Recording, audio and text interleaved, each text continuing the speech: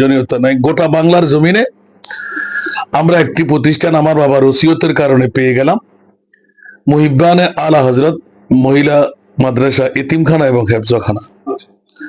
মূলত বিষয় হলো, আসসালামু আলাইকুম রহমতুল্লাহ।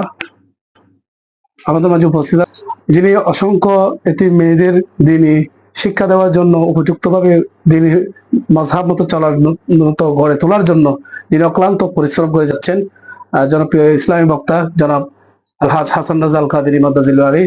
আমরা আজকে হুজুরের কাছ থেকে শুনবো, হুজুর আমাদের প্রবাসে এসেছেন, আমাদের কাছে এসেছেন, এবং আমাদের যে উনি যে এত বড় কাজগুলো করতেছেন, যে এত বড় মহৎ কাজগুলো করতেছেন, উনি কিভাবে আঞ্জাম দিচ্ছেন।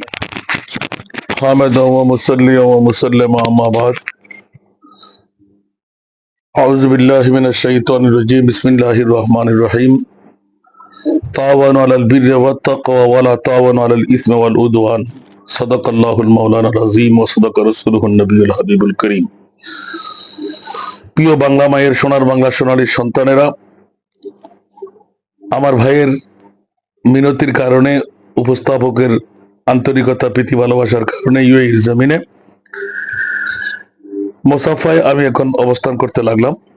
রাতের গভীরতার মধ্যে এসে একটু রেস্টের জন্য আমরা কথাবার্তা বলবো। ওই সময়ে আমার বাংলা মায়ের সন্তানদেরকে পেয়ে যাওয়া, আমি যারা আমাকে উপভোগ করতে লাগলেন, লাইভে দেখতে লাগলেন, আসসালামু আলাইকুম ওয়া রাহমাতুল্লাহি ওয়া বারাকাতুহু। প্রিয় এলাকাবাসীরা, আমার দেশবাসীরা, বাংলা মায়ের সন্তানেরা, যাদের অগাধ পরিশ্রমের অর্থ যা আপনারা ইনকাম করতে লাগলেন, এখানকার রেভিডেন্সের মাধ্যমে বাংলা মায়ের সন্তানদের সহযোগিতা হচ্ছে। বাংলা মায়ের সন্তানদের উর্বরতার শিখরে আমরা পৌঁছে যাচ্ছি।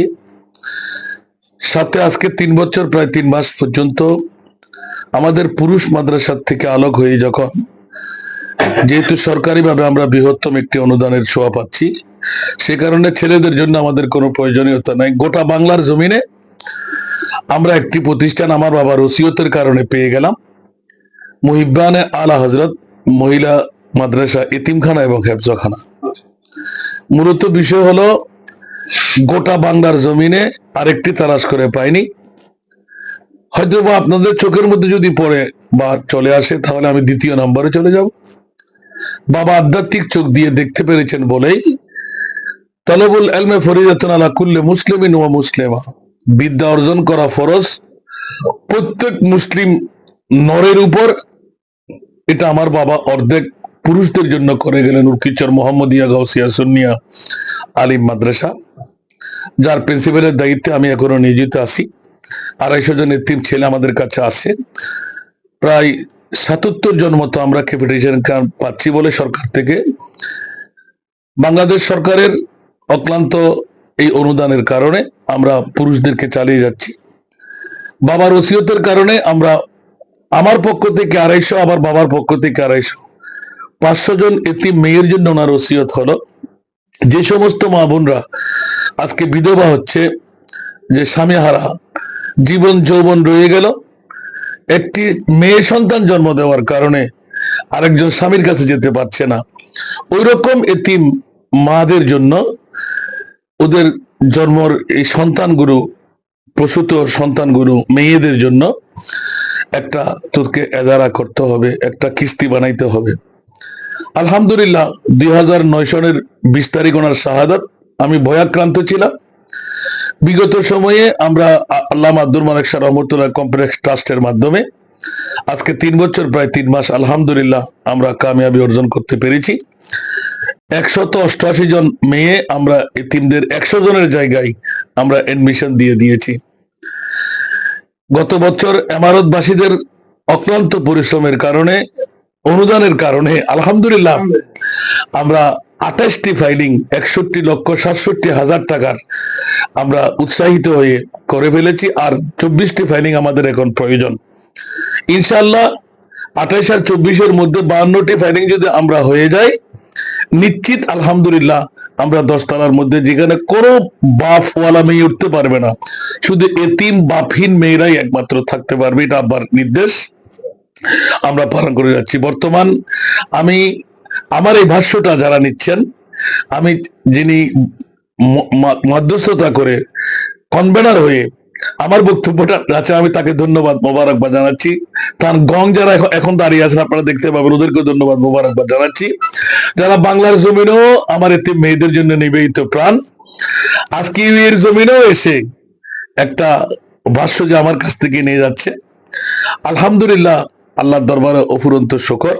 আপনারা যেখানে একটি এতিম মেয়ে পাবেন, আমার এই ভাইয়ের রেফারেন্সের মাধ্যমে আপনারা আমার কাছে পাঠিয়ে দেবেন। কোনো ভর্তি ফি নাই, কোনো খোরাকি নাই। 3 বেলা খাবার দেব আমরা, 1 বেলা সুস্বাদু দিয়ে যাচ্ছি, 2 বেলা সবজি আর ডাল, 4টি পোশাক, খাতা কলম বই পুস্তক বোরকা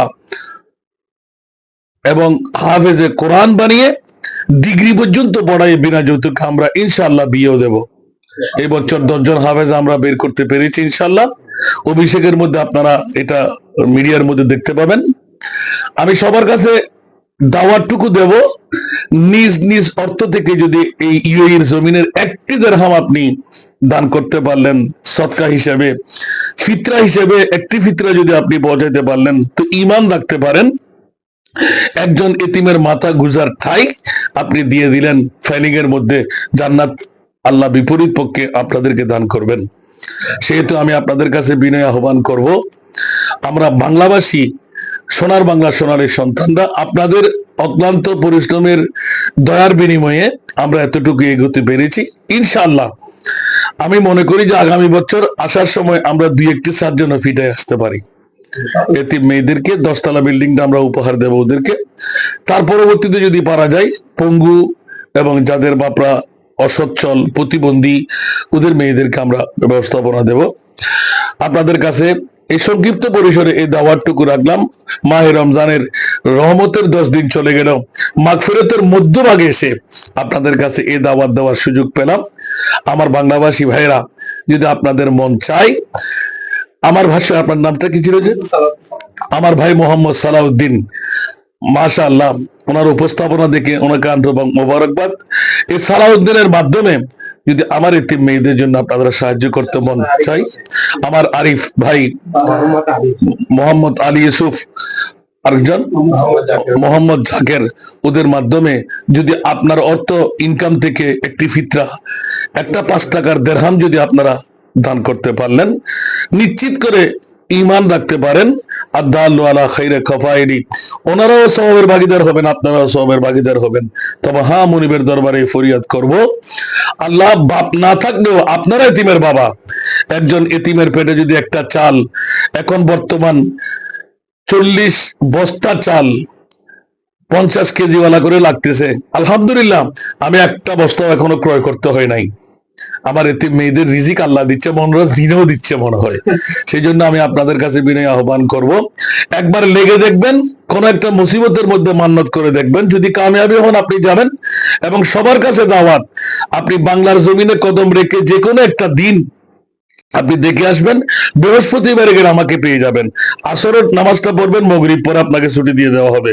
খাওয়ার টাইমে খাওয়া, নাস্তার টাইমে নাস্তা আপনার জন্য বন্দোবস্ত করা আছে, আপনারা যাবেন। মেয়েরা মেয়েদের আসনে থাকবে, পুরুষরা পুরুষের আসনে থাকবে। সবার কাছে আন্তরিক মোবারকবাদ, ধন্যবাদ, প্রীতি ভালোবাসা জানিয়ে